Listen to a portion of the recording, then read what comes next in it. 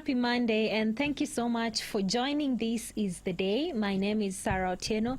We're live on Family TV, also live on Family Radio, where the music does the talking. The WhatsApp number that you can use and join our discussion today is 0786 316 316, SMS line 20316. An SMS is only 1 shilling, so we can get to talk together. Well, we'll start off with what is happening in the Ministry of Environment. And now the government will not negotiate repossession of illegally acquired land inside the Ngong Forest. And this is according to Environment CS Keriako Tobiko. Tobiko, while appearing before the National Assembly's Environment Committee, said the Ngong Road Forest was acquired illegally and fraudulently and will not repossessed anytime soon. He told lawmakers that directors of most of the entities and companies which were listed as initial beneficiaries could not be traced in the registrar of companies. He also said his ministry will ensure the land is repossessed in line with the government's policy. In Ndungu Land Commission, the boundary plan, because the legal notice must have a boundary plan so that you are able to locate the area to be degazetted with the ground. That boundary plan does not exist anywhere at all. And thirdly, well, as that was happening, some of the politicians from Nakuru County are reading political malice in the ongoing eviction of illegal settlers in the Mau Forest that is in Molo. Led by Nakuru Senator Susan Kihika, the leaders argued that the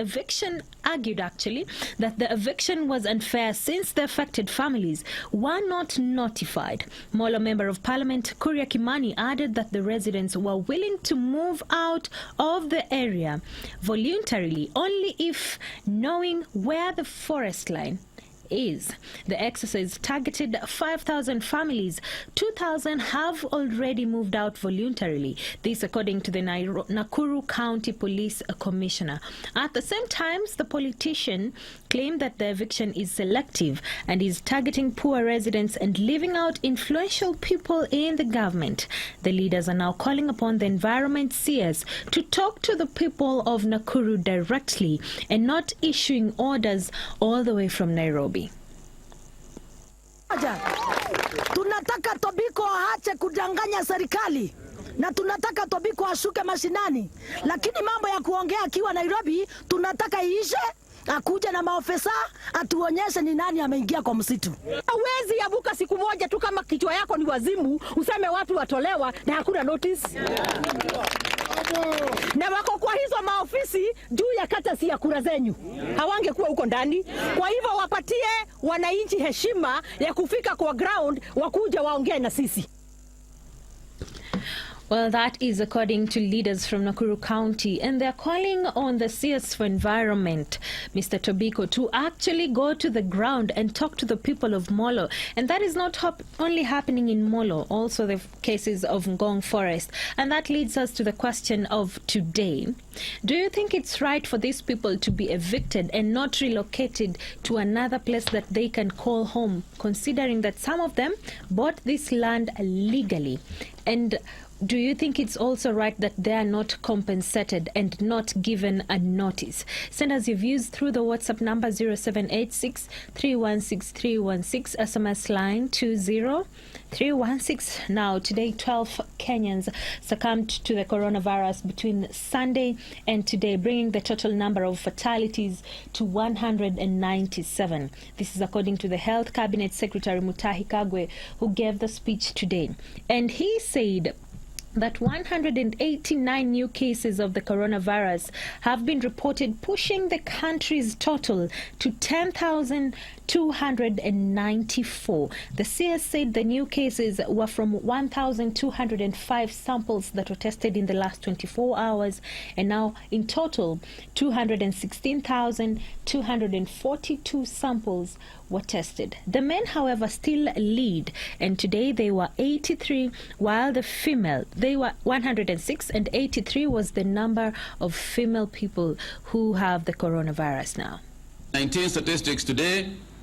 We had a challenge with our server because of power outages, but nonetheless, we still managed to test some 1,205 samples, out of which 189 people have tested positive in the last 24 hours. Thus, we have now 10,294 people who have now tested positive in the country. This pushes our cumulative figures to 216,242. 106 of those are male, when 83 are female, or the youngest is 5 and the oldest is 71. At the same time, I'm glad to inform you that 65 patients have been discharged from our various hospitals, bringing the total to close to 3,000 at 2,946, the number of recoveries in the country so far. However, today, I'm also saddened to inform you that we have lost one of the higher numbers at 12. 12 patients have died as a result of COVID-19. All the 12 are here in Nairobi. 3 of the cases actually died at home, and the rest of them are in the various hospitals. Well, our condolences go out to the families of the 12 that have succumbed to the virus today. Remember, today we are asking the question, do you think it is right for the people to be evicted from the land that is said wants to be repossessed by the government, and that includes Ngong and also in Molo, the Mau forest? And is it right for this to be done even without giving them a notice and not relocating them to another place where they can call home? Thank you so much for joining the show this evening. Well, congregants of different churches across the country opted to join their religious leaders in church services, as others were asked to continue with church through the new, now normal, online services. This comes after the Pentecostal Alliance of Kenya asked the government to dissolve the Interfaith Council, formed to spearhead phased reopening of the churches amid the COVID-19 pandemic. Alliance Chair John Kariuki said the Interfaith Council on the national response of the corona pandemic has misled the government instead of advising it on the importance and the place of church during the pandemic. He added that the alliance is disappointed with the decisions by the government and the council, even as cases of the virus in the country continue to increase significantly. Please don't travel until you are declared free of coronavirus. We have seen this upsurge over the last few days when the economy, there has been a tendency to open the economy. We have looked at the situation and we have come to the conclusion that given the conditions that we find ourselves in, both the logistical and also the health factors, we are of the considered view that we should not resume our worship in our sanctuaries at this time. The little we have now is better than nothing, but we could even appreciate if we get 2, 3, 4 more services on a Sunday so that we can manage to reach more people. And I'm very sure we will follow the guidelines. We have put measures to ensure that our people will be safe when they are coming. And of course, we are adhering to the number that we've been given by the Ministry of Health. Well, did you go to church yesterday?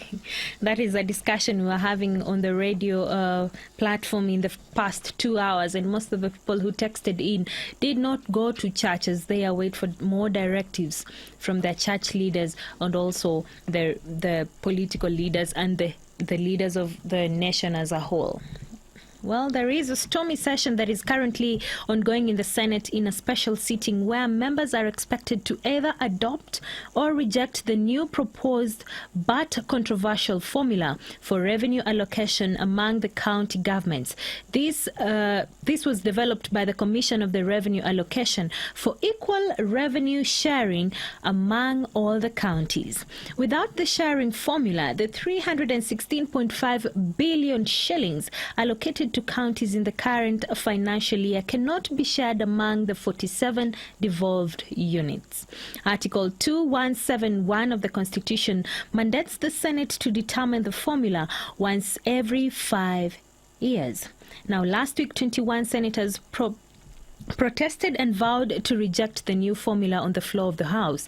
10 governors from the frontier counties have also petitioned the national government to shelve for 1 year the implementation of the new revenue sharing formula. The Senate appears to be split right in the middle over the new revenue allocation formula. Listening. Sisi tunaunga mkono haswa Juba la Seneti wakati leo wanaangazia mambo ya ugavi wa rasilimali. Manake kumekuwa na changamoto kwamba kuna zile sehemu ambazo hazina watu wengi ili hali wanapata hazina kubwa. Sisi ambao hasa kutoka Mlima Kenya tunapata changamoto manake kuko na watu wengi ili hali rasilimali haikuji hapa. Na nikikupa tu mfano, ukiangalia vile fedha zinagawa, tukisema kwa kimombo per capita, mtu wa hapa Mlima Kenya, kila mtu kama pesa inagaiwa kila mwananchi anapata 15,600 hapo, lakini ukiangalia sehemu zingine watu wanagawiwa 20,000 kwenda juu. Kwa hivyo tunaona kwamba hapo si sawa, na tunaunga mkono Juba la Seneti leo wapitishe huo mswada, na sisi pia on Wednesday pia na sisi tutakuwa na huo mswada, maana yake lazima ukuje katika Juba la kitaifa, na sisi pia tutaupitisha. Na tukipitisha hakuna kusema ati ni hawa wananyang'anywa pesa, hapana, ni usawa tunaleta. Ni changamoto ambayo ilikuwa huko mbeleni ambao tunataka kusawazisha.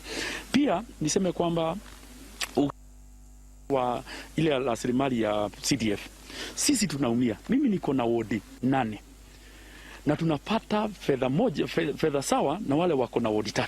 Sio sawa. Kwa hivyo hata sisi pia tutakuwa tunasema kwamba hazina ya CDF pia iwe inagawa kulingana na wale watu wananchi katika sehemu hiyo. Manake fedha zinagawiwa wale watu ambao wako. Fedha hazigawiwi miti ama wanyama. Fedha zinagawiwa wale watu wako. Kwa hivyo mimi naunga mkono, na najua kwamba sasa ile ingine mkono hilo mwingine tutafuata ni kuhakikisha kwamba hazina ya CDF pia inagawa kulingana na wale watu ambao wanaishi katika.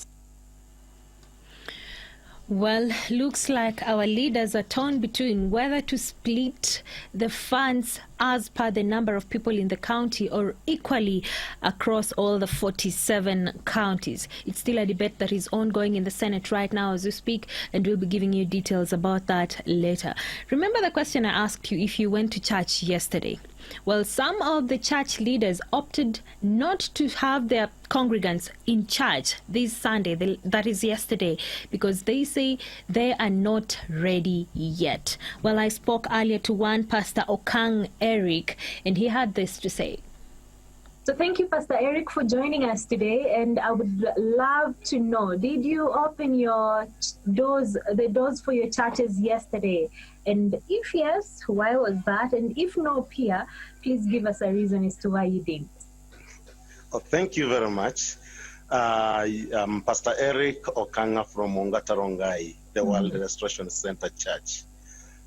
Yesterday, we never opened our doors because we thought it's wise. First of all, we do a good planning for the protocols that were issued by President and the other responsible organization or teams like Ministry of Health. Again, we had another one from Interchurches Faith group team that was working out. Then also we had another one from county governments. So we needed to put them together so that we can work out and see what we can, how we can plan ourselves. So we are on the way planning. In this week, we shall be meeting with the responsible people, the leadership, so that we can work out on how to resume, on how to open our doors.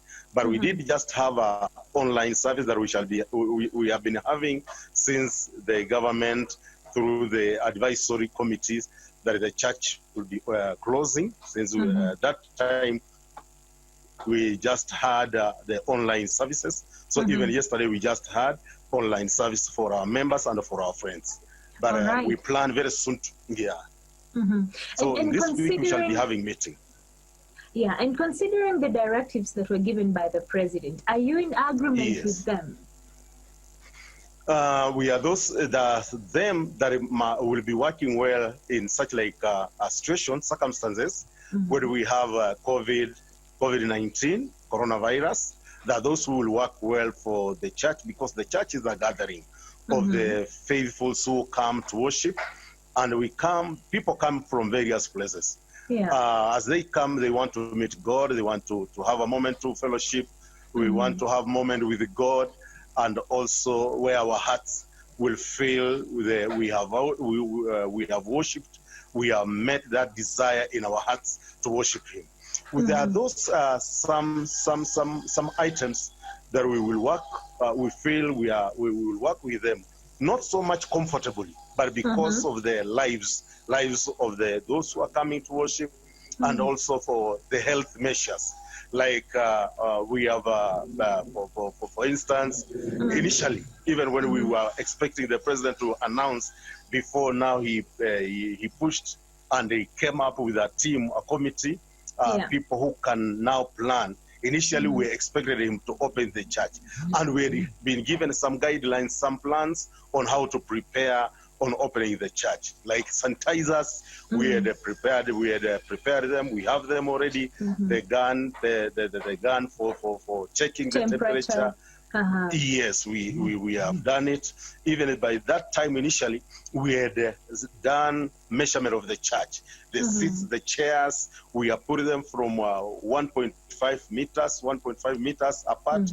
So we were much ready with those. And also we have got a team for COVID, a team. We have just come up with a team. We call them COVID-19 on a protocol team. And their work, we have had a good meeting with them. We have talked together. We have given them the very key things, essential key things to look after. Even when the members, the faithful ones, are coming in from the gate, what they are supposed to do. So there are those key things. But there are things that we need we pray that the government will reinterpret. Like there are those saying that a member of over or above 58 years coming to the church. Yes, and above coming to the church. And we know very well that most of the churches, the bigger population is made of those people beyond 50 years. So the elderly, and what about the Sunday school? Because also below 13 years old, they're not allowed into the churches. Is that also one of the things that you would like the government to look into? Yes, our prayer is that may the government, in fact, look upon so that they can see how to make it. Because we have got those spacing in the church. These children, most of the children, even if we are allowed, say the parents are coming in or the old people are coming in, whom are they living with the children? Because those children, they are at a good care with their parents. And if for those churches that we have those sanctuary, there are places for the children, for the Sunday schools. We have got good organizations, and I believe they can be that spacing if possible. The way the adults are coming in, there is that spacing we can do. We can make that a plan so that those children, them too, they need something from God. We have been away, Makiu, we have been away for over 3 months. And these people, they are in need of spiritual nourishment. So our prayer is that even they will have a good reception in the church, and then also we do a good organization, because everybody is prone for this disease. And if the parents will come, even if the parents are coming in or the elderly, the middle-aged people are coming in, and they fail to adhere to the hygiene protocols, they can still take the disease at home. But there is good Sunday school planning. Yeah, there is good planning in the church. Okay, and before I let you go, Pastor Eric, lastly, what can you tell to these Christians? And most people right now are just waiting for these churches to be open. But considering that most of the churches are not ready, maybe what word of advice can you give to Christians and congregants to take care of themselves? What I can say is that let's be careful. We care of one another, our family members. Even those measures that we have been given, they are very key. Wherever we are, when we go to the market, when we are to the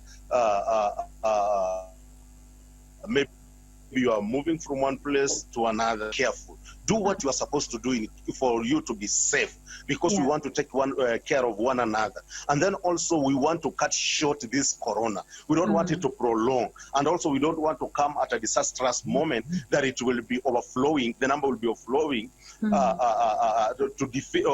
make even our medic people not have ability to fight it.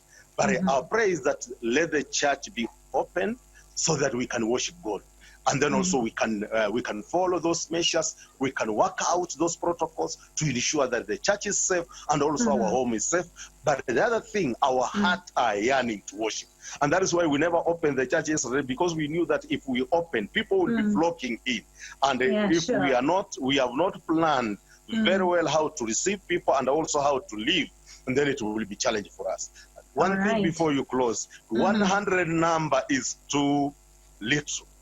And you will find some churches are too large. Some churches are too large. Maybe they have got a capacity of 1,000, 5,000, or 10,000 seater. If the space is enough, let them just follow the measures. 1.5 meter, it's okay, but let them sit, because minimizing the number to 100 and yet the church there is space for these people. It will be challenging for them. And that is why some of the churches, they might not open, because whom now will you allow? You as a shepherd, you as a father, whom are you going to now to choose to enter in, and whom are you going to close out from the service? Well, thank you so much, Pastor Eric. I really appreciate your contribution and actually enlightening us and giving us hope that as much as these protocols are given, we can adhere to them. Yes, please. All right. Thank you so much. God bless you. Bless you too. Have a beautiful evening. Shalom, shalom. Well, that has been Pastor Eric Okang from World Restoration Center in Rongai. And he says it's only fair that we adhere to the measures of the Ministry of Health to make sure that we curb the spread of COVID-19. But he also raised some concerns on the new measures that were given by the government. And one thing that he points out very strongly is having the number 100 when the church capacity could be more. Well, they're actually calling on the government to relook into this issue. I got some responses here on the question that we asked on whether it is fair for the government, through the Ministry of Education, to evacuate people from Ngong Forest and also in the Mao Forest that is in Molo, Nakuru County, without relocating them somewhere else, and even without recompensating them for the land that they had possessed earlier. And Esi Kimenyi is saying, Sarah, my views sound old school and bureaucratic, but I'll still give it anyway. There are those people who bought land legally, who sold it to them. If they have the transfer document, we need to track the grabber. He or she should be the one to compensate. How does a rogue eat up the money they ask the government to pay? I beg, let's track the thieves and sentence them if need be. Otherwise, others will grab elsewhere and sell it to innocent Kenyans who then will be evicted. So they need to track back if there is local that is legal documents, as Esi Kimenyi is saying. They need to track it back to the original grabbers of this land, and those are the people that should compensate those that are being evicted. Joseph from Kiserian, it's not fair for the residents to be evicted in such a manner. The government has leaders running legalization legalization of land and property. Those affected have legal documents. I wish they'd wait until the pandemic is done and gone. Thank you so much for your response. Alice from Machakos, asante for tuning in. We also have Steve from Gilgil. Steve is saying, yes, I went to church yesterday. Please tell us how the experience was. Anyway, thank you so much. There's actually someone else who's responding to the topic and saying, good evening, Sarah. I am tuned in from Nyeri. And I do not support that the government can evict people, especially during this time of the pandemic. Look at it this way. Where will these people and their families go? Some of them have been born in these areas, e.g. the issue on Molo. Where will they go? They do not even know any other place to call home. Your name is Agnes. Asante sana for tuning in and for your response.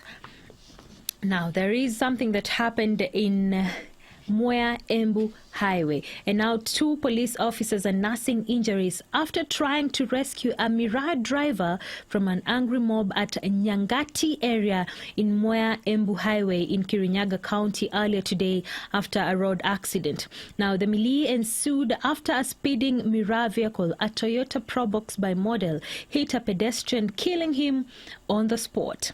Following the accident, a mob comprised mainly of boda boda riders attacked the driver, baying for his blood as police officers swung into action to save the man. However, the irate mob could hear none of it as they also descended on the 2 police officers who tried to take the Miraa driver away from the scene. Eyewitness claimed that the man was hit from the back, thrust out of his motorbike and landed on his head on the tarmac. The accident attracted a huge crowd and irate residents threatening to ban the Miraa vehicle.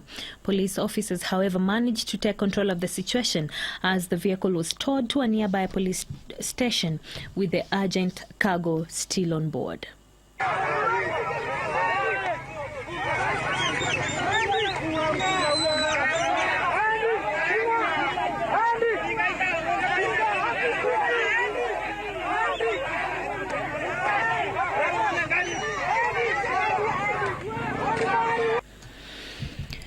Well, I have had cases of these Miraa drivers actually driving recklessly and even causing the lives of different people as they transport their goods. Well, this is so unfair, and it's very unfortunate that now 2 police officers were found in the mix and now they are nursing serious injuries. Well, that's unfortunate. Your name is Abraham, listening in from Eldoret, and you are a new member. Thank you so much for choosing Family Media. We really appreciate you and we love you. Well, let's head over to other news. And now the government has kicked off national-wide registration of all senior non-pensionable Kenyans aged between 70 and above, also orphans and people living with disability, through the Social Protection Fund. Labour and Social Protection Cabinet Secretary Simon Chelugui says the program will help in supporting education for orphans and providing for the aged in every constituency. The Social Protection Fund, which was established in 2013, initially targeted people living in informal settlements and counties which were under lockdown. But with the lifting of the ban, the program has now been rolled out nationally. Listen in. Tulikuwa tunasaidia wao na shilingi 1,000 kila wiki. Hiyo mradi sasa tumetoa tukasambaza katika nchi nzima. That is a program that we are running now so that we minimize, tupunguze uchungu na ile shida wakati ile inakuja na hii ugonjwa ya corona. Na hii pesa imesaidia wamama wasio na kitu, wamesaidia wazee wasio na kitu. Hata hapa Pokot ni chakula yetu ilikuwa ni ng'ombe, lakini ng'ombe akisha mzee geseka wavijana wanapeleka mbali, sasa mzee anapaki nyuma pamoja na mkewe. Na kwa hivyo hii pesa imetusaidia. Kama mkiwa rika moja na mama, hii pesa inasaidia mtu, na mama analeta kidogo, baba analeta kidogo, anatosha maisha yao na mtoto yao kidogo. Yeah, that is good news, especially for the elderly and those in need, even the orphans. And talking about helping You know, during this pandemic time, it's important for us to help in whichever way that we can. And now, having worked for years in Ghana's capital, Accra, with children and young adults with special need, a 34-year-old woman by the name Emma Elinas Shala decided that it was time her hometown benefits from her rich experience. Her motivation was born out of the fact that a number of children with disability in the area are being left out of education because their parents cannot afford to send them to special needs schools, with region-only special schools being allocated about 204 kilometers away from that place. Listening to her story. Went back to the local assembly and inquired from them if we could do something. And they were like, yes. If I could organize myself and put things together, yes, we could start something. Because the children, the few who are able to go to school from here, go all the way to Hokwe, and the rest are home. The whole thing is self-funded. We don't take money from the parents. So I'll say we need financial support. Yeah, so we don't have a proper structure for classrooms. So that is our most pressing need for now. Emma there is helping disabled children to at least have a taste of what education looks like. And these special needs kids are just kids like any other. That is the message she's trying to pass across. Steve Mbithi, thank you so much for tuning in. Nasema, hey, great music, and the music is warming up your heart. Thank you so much for tuning in today. We bless the Lord that we are able to see this week, a new week, and we are just grateful. Well, a San Antonio doctor said one of her hospital patients, a 30-year-old man, died after attending a so-called COVID party. This is a bizarre trend where young people intentionally get together with someone who's affected with the virus. Well, Dr. Jane Appleby, the Chief Medical Officer of Methodist Hospital and Methodist Children's Hospital, said the patient thought that the coronavirus pandemic was a hoax and went ahead to attend this COVID party. Now, the doctor said she shared the story not to scare people, but to make sure they understand that the virus can affect anyone. She said her hospital is seeing more cases in people in their 20s and 30s. While some can be treated and discharged, others become seriously ill. The doctor warned that the virus does not discriminate and encouraged the public to wear a mask and stay at home as much as possible. The disease was a hoax. He thought he was young and he was invincible and wouldn't get affected.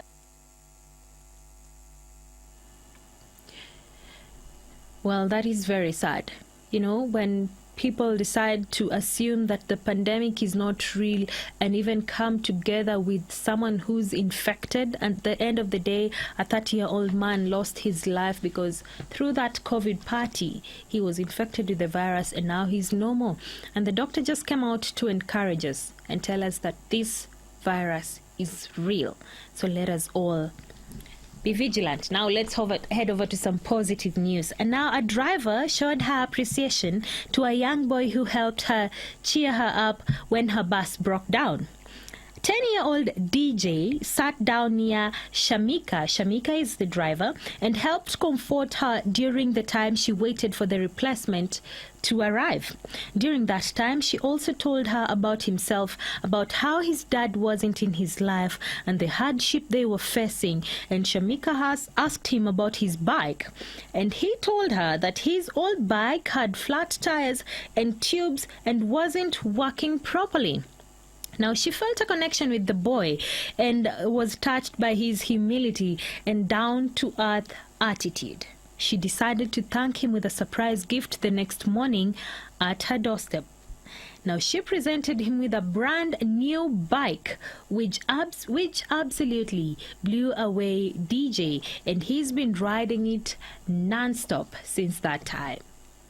She was really upset. So I went over there and try to cheer her up. DJ arrived and he came up to see was everything okay. He explained that his dad wasn't really in his life and that the parents he had was just doing the best that they knew how with him. Immediately, I just felt connected to his story. So I asked him, I'm like, so where's your bike? I told her that my old bikes, they had all flat tires and popped. When I pulled the bike out, his eyes just lit up like he was so happy, still so humble and so meek. I was shocked. Hi. Saturday, Shamika, I love you. Thank you. It did more for me probably than it did for him, giving him that bike. It really made my heart smile, just being able to make him happy and to be a blessing to him and his family. That's good news there. And Joseph from Kiserian, who also loves riding bikes, he says that for anyone, there's no better feeling than a new bike for anyone who fancies a two-wheeler. Thank you so much for tuning in. And S is asking that someone buys her a bike. Essie, just be good to someone, because you know this story actually shows us that there is no age limit in showing kindness. This young boy decided that she will show kindness to a driver who was so much frustrated because the bus broke down, and because of this a bike was given to him. So maybe Essie, you can try being kind, more kind. I know you're kind, but try it a bit more. Anyway, governments from different countries are advising people to keep social distancing. Like here in Kenya, for example, we've been told to maintain a 1 meter distance, while in Wales, the advice is to always stick to a 2 meter social distancing. But it can be hard to really understand what social distancing means. So how about how a meter looks like? Let's find out. You should keep 2 meters away from them to reduce the risk of coronavirus spreading. If you can't keep to 2 meters, then in Scotland and England, you can stand as close as 1 meter apart.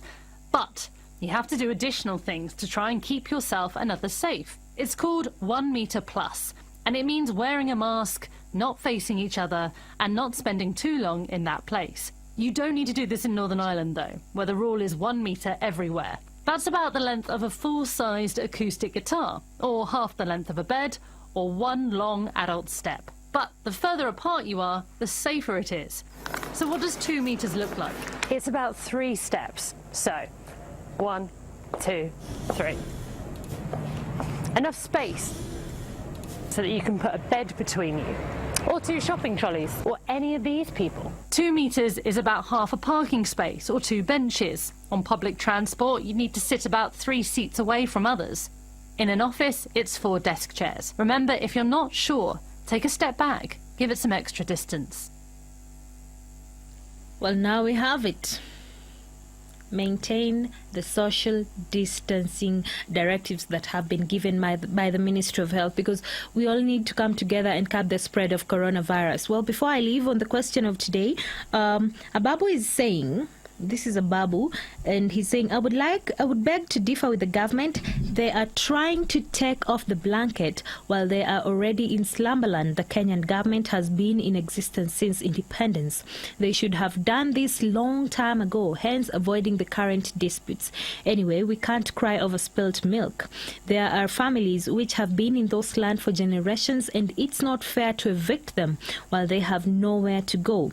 They need to be compensated upon the government's expenses. Thank you so much for tuning in and for your kind responses. Have a blessed night. I will see you tomorrow. For this and more of our shows, log on to www.familymediaonline.com to enjoy a wide variety of programs, from current affairs to testimonials and features, pastoral and inspirational shows, kids entertainment, and so much more. Also stream live on www.familymedia.tv.